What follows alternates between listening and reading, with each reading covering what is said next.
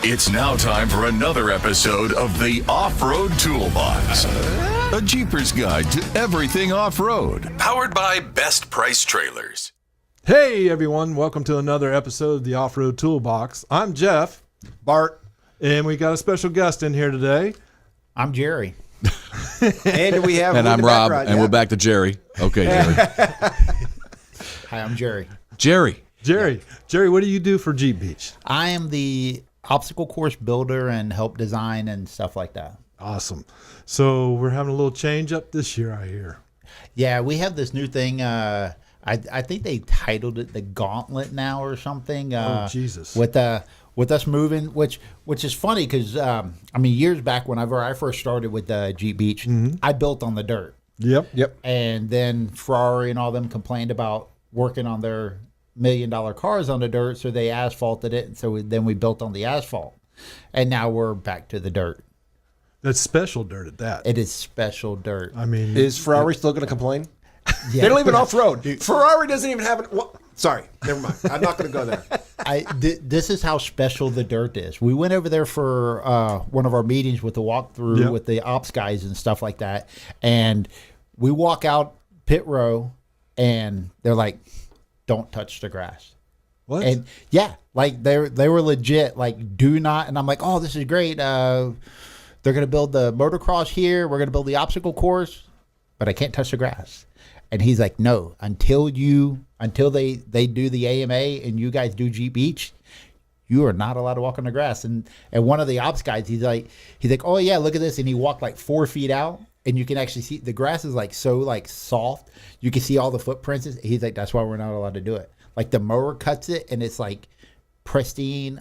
That whole like golf course, almost like the golf green. It's something it sounds like it's more than a golf course. Yeah. The whole thing is laser graded after the events are done and stuff. I mean, like, it is nuts with all the work that they put into that Just one that little grassy place. Yeah. But that's the thing that you see all the time on the TV, so Yeah. I guess it has to look And great. then in NASCAR, the guy tears it up when he wins. Oh yeah. You see him out there cutting, but he gets fined for doing it now. No way. Yeah.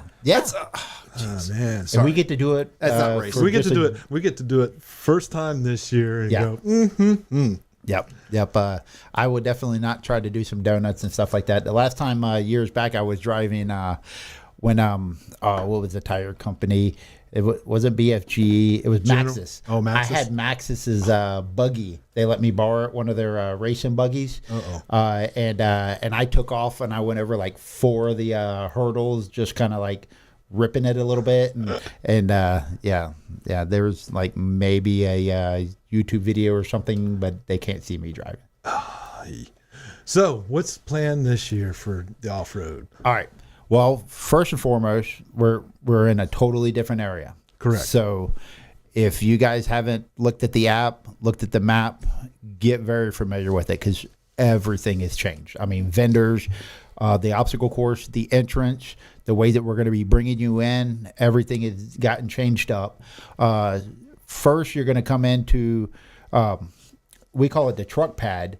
And that is where everyone's going to be doing their sign-in waivers and stuff like that. It's a nice big open area on the asphalt, and then you'll have to follow the signs to go through a entranceway and make your way onto the Daytona International Speedway track, of course. So the entrance is probably going to be down by turn 3 and 4. Well, yeah. Right at turn 4, where they'll come in and go to it. Okay. Yeah, they'll and there'll be plenty of signs and stuff like that. It is a smaller entrance because you are physically going to be driving on the apron of the track whenever you first come through. I mean, you're going to be driving through one of the concrete walls that's got the fence. Once you come through there, we're going to stage you up into your lane and stuff, and then we'll. It's the same that we do. We try to offer something for everybody. Exactly. So we have lane 1 through 4. And then the very far left, we're going to have Metal Cloak out there again. So you guys, if y'all want to flex a little bit, kind of show off your rig and not play in the dirt with us. And like you guys up at the Cracker Ranch, you'll be able to get on Metal Cloak's trailer. I believe they're bringing in their new trailer. And flex out, get your ride-ups and stuff, and then you'll be able to back off and loop back around and head out. You won't have to do the obstacle course. But we'll have lane 4 on the left, and it'll go 4, 3, 2, 1. This year we're working on a couple different things because it's actually considerably wider than what we were doing. Yeah, at the widest part, because obviously, I mean, it's at the finish line. Almost oval shaped or like a triangle style. Right. So, and as we get towards the middle and stuff, we have always wanted to be able to do like more turns and twists and stuff like that. But just because of us being confined in a specific area, we're only allotted of what we can and can't do. So this year we plan to get some of the twists and turns in it, and we're going to be bringing some of our fan favorites back. Some of the stuff that we have heard, this is awesome. They love watching it and stuff because it's cool. I mean, seeing all those people out there and about, just watching other people wheel their rigs and stuff, and just having a great time, hooting and hollering and egging them on. Yeah, we planned. If you want to play on the rocks this year, the ideal is we plan to have 2 rock gardens or beside each other, so we'll be able to run 2 people on there to help with the flow of traffic for that. That'd be nice. And we're still we're bringing in some more stuff, and I mean a lot of dirt. Oh my God! Hey, we actually we're recording now, but a week from today we'll be placing dirt. Yes. Wow. That's Yeah. right. Actually, we are going to drop this podcast, and you will already be. It'll be Monday the 22nd. Yeah. So we'll be fully involved in the Jeep Beach week. So you'll be at the track. You'll be building it. You'll be building it. I'll be ready to be done and leave. by that time, I'm like, I've done lost my voice and everything. So we have to do all this early because that's why we did this, because we knew that you were probably going to be I don't want to be bothered. Yeah. I mean, I think we should actually be sponsored by Ricola because Your voice. this weekend I will buy Heidi. I mean, I don't. I mean, because she takes care of me. I'll buy a couple of bags. Charlene gets a big mega bag. Oh man! Because it's distributed between her and Johnny, and then I keep a bag, and we will go through almost that entire bag, and that's how we keep our voice from yelling. And it's not even like yelling like, "Hey, you're doing this wrong, you stupid," or something like that. Attention. Yeah. Now, obviously, you stay hydrated as well. That's a given. And there's a pause, and he's hydrating as we speak. Yeah. Well, of course we had to. Actually, we got plenty of coolers and stuff like that out there. But just having like normal conversations, because I mean, if you guys have been to the Speedway, if this is your first time, when you come in there, it is always windy. Because of the way that the Speedway is set up, with the way the wind comes in. So just talking over the wind and stuff, you will blow out your voice in no time. Oh yeah. And I don't think they're doing any test laps this year during the event. No. So in the past, you had to compete with race cars going around about 180. Well, and that's the thing, because like for us building, we start on the Wednesday. We'll build Wednesday, Thursday, Friday, Saturday, Sunday, and then Monday, and then we're actually off on Tuesday because we're going to have hot laps. Yep. Okay. And while we are still, even though our area will be barricaded off, you're on the track during the hot lap. So so we actually can't be building. No. So and that's why we have to shut down all of the Speedway, all the hot laps, everything, because all the people for Jeep Beach this year are going to be on the track between pit row and that tri-oval. So we can't run no hot laps or anything because you're technically on the track. You're on the track. Yeah. Which is nuts. Which is cool. Oh yeah. It is. I mean, go 2.5 miles. Yeah. With a Jeep. But they're not going fast though. No. They're not going fast. I mean, I can remember as a young policeman at the television PD on midnight shift, we may have been 3 abreast. Yeah. Oh yeah. You can't do that anymore. You can't do anything fun anymore. The funniest thing was years ago when they were repaving the Speedway, there may or may have not been a couple of the contractors and their super duties and the excursions testing the asphalt integrity during the process of building that. Daytona, you didn't hear this, but yeah. No. I remember years ago when we were doing like the Guinness Book World Records lap and stuff. Yes. Where I think it was like a YJ or a TJ. He was driving and he had like these like monster spacers, and he's driving, and all of a sudden the spacer came off, and we saw him because we were in, I think, my YJ at the time, and like his wheel like rolled past him, and he's sitting like this, and he didn't have enough suspension to actually hit the ground, so the one wheel was just sitting there, and he got passed by his own tire. Oh wow! While we were doing laps around Ricky the speedway. Bobby moment. Oh yeah. Oh, if he would have hopped out yelling "I'm on fire," it'd have been all over. All right. So now, people like to watch. Yeah. Where are they going to be sitting at to be able to watch this time? Well, and once again, this is like all the historic part.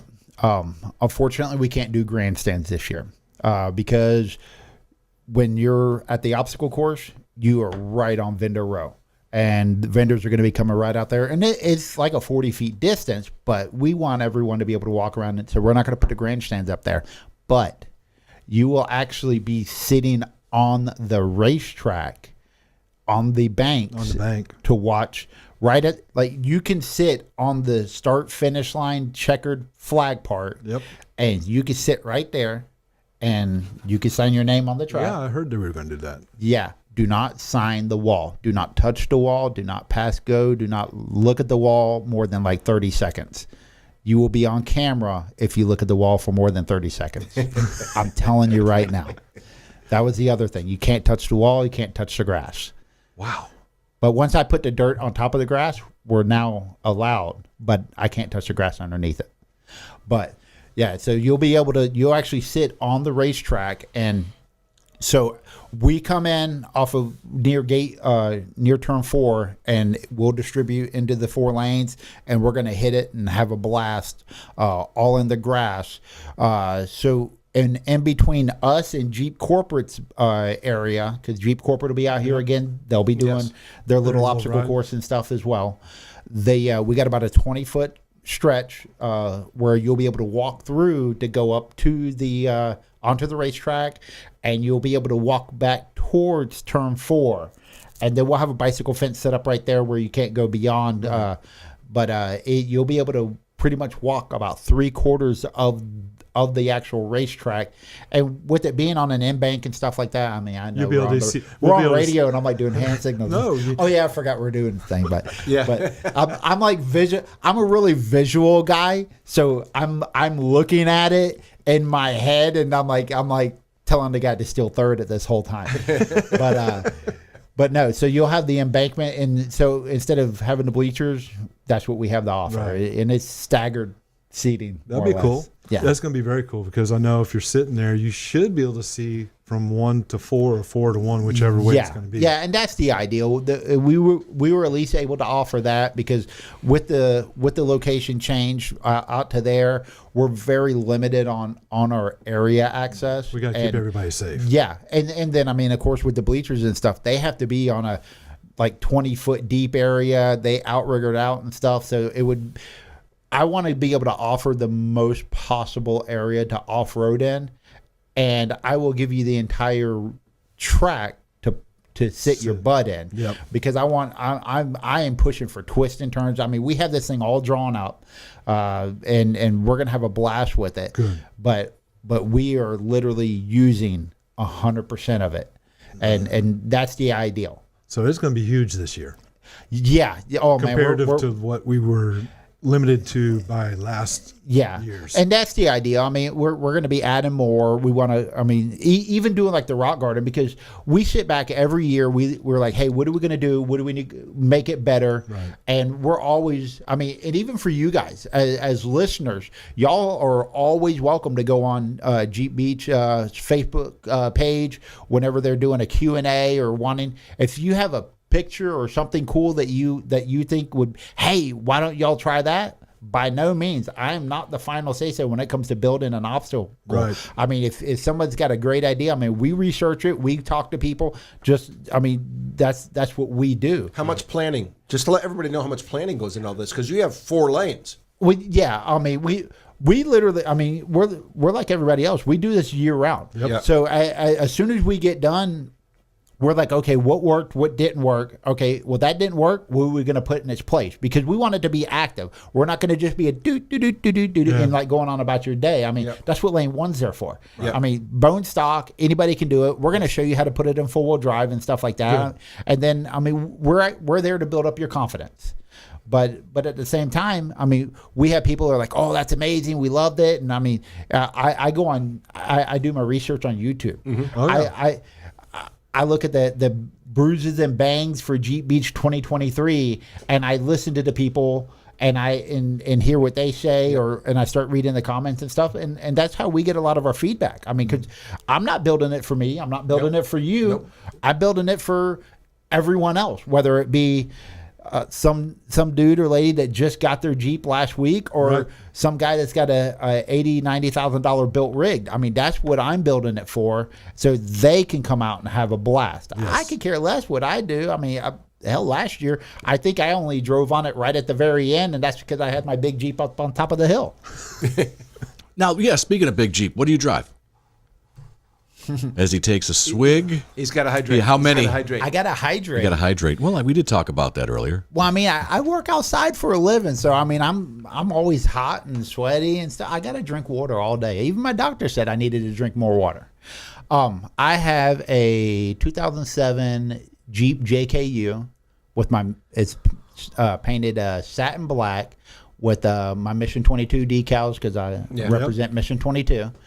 And it is on 2.5-ton Rockwells, coilovers, and 54-inch Mickey Thompsons. Jesus. Jeez, holy man. 54 inch? Yeah. Did you always have? I thought that was No. Well, when we first started with you guys, it was wrapped rusted. Yes. Because it was called the Rust Bucket. Yep. It was all wrapped rusted, and it was only on 40s then. Yes. It was big then. And what engine do you have in it? I still have my 3.8. You still have the 3.8 in it? Yep, So you've had a re-gear. You've got a gear. Yeah, you've had the re-gear. Well, with the 2.5 tons, that's 672 gears. Come on, Bart, you should know this. I knew you had to re-gear it. They're out of an M37A2. Okay. Oh wow. Yeah, just a deuce and a half transport. Yeah, that's all it is. They're the front's been narrowed down. I got 4-wheel disc brakes on it and stuff, and that's a lot of work.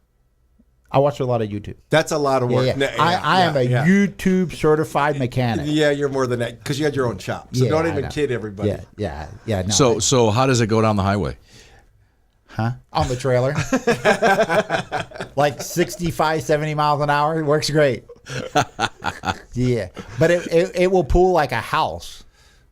Yeah, I would bet it would. Yeah. No, because like even stuff like that, I mean, you can like buy rims for them and it's just like astronomical. Yep. But for the most part, whenever we're dealing with those kind of rims, like I got a buddy of mine, I call him up. I'm like, hey, dude, I need you to cut me some centers, and we get blanks, and then we weld our own centers in and stuff like that. Unless you plan to spend like $5,000-$10,000 for a set of like custom one-off rims.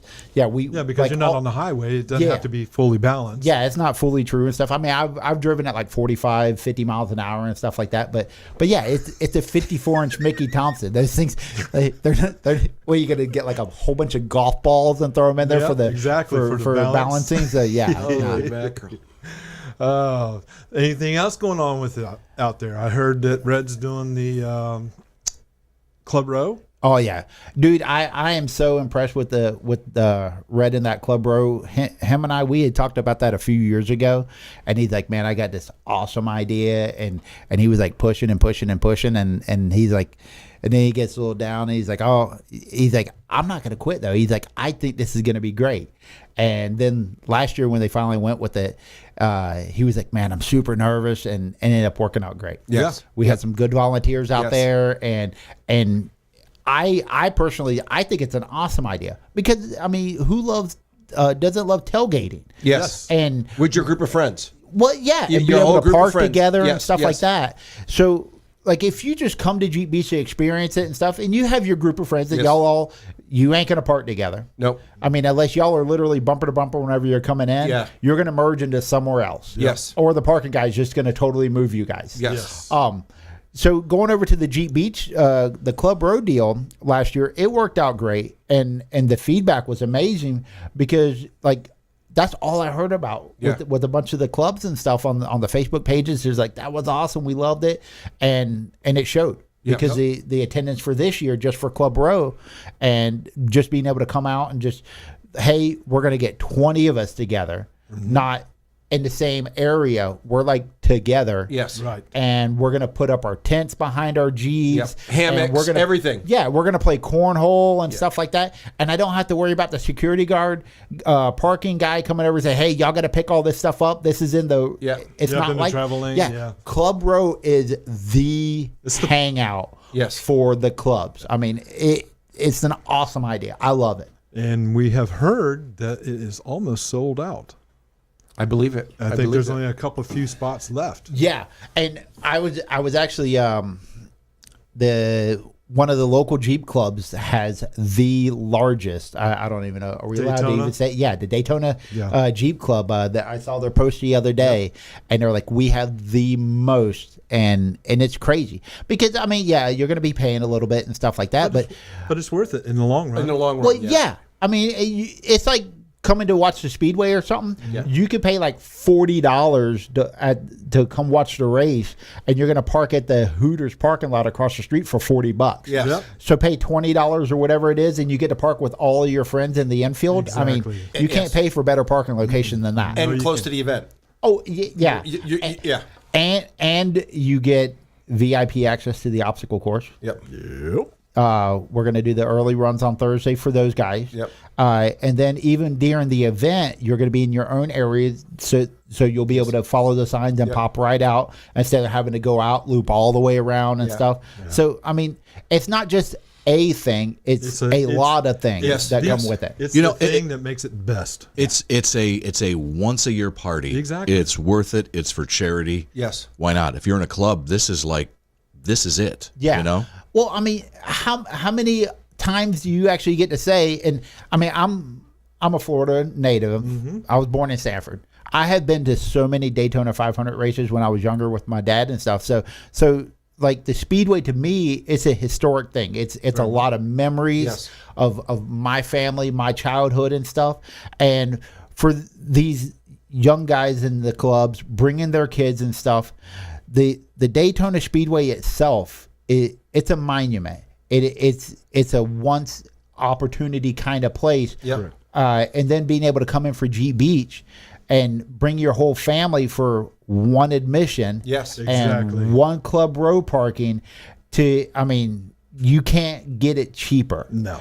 And then be able to say, man, we had a blast at Club Row and made memories inside the Daytona Speedway. Yes. Exactly. I mean, that's a bucket list kind of thing. It is. So. It is. I mean, to me, I'm a traditionalist. We're right there with you because it is. And again, 22 years I worked there. It's all for charity too. Yes. Remember that. That's the big thing about all this. Giving back to the community, charity, helping everybody, charity, and creating those memories. True. So. Yeah, and you can't buy that stuff. No. Nope. Well, anything else?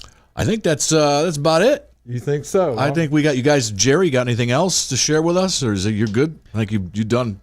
You filled us in on quite a bit. Well, man, all I can say is I can honestly, we couldn't do this without the volunteers. Exactly. And without you're one of them. Well, yeah. Oh man, Thank you. My wife and my 16-year-old daughter. I mean, she's even out on the skid steers and stuff like that. It's a blast. But no, I mean, without the volunteers, we obviously could not do this. I mean, yeah, we're all volunteers, but we in this room are 3-4 of us. I don't know if we count it or not,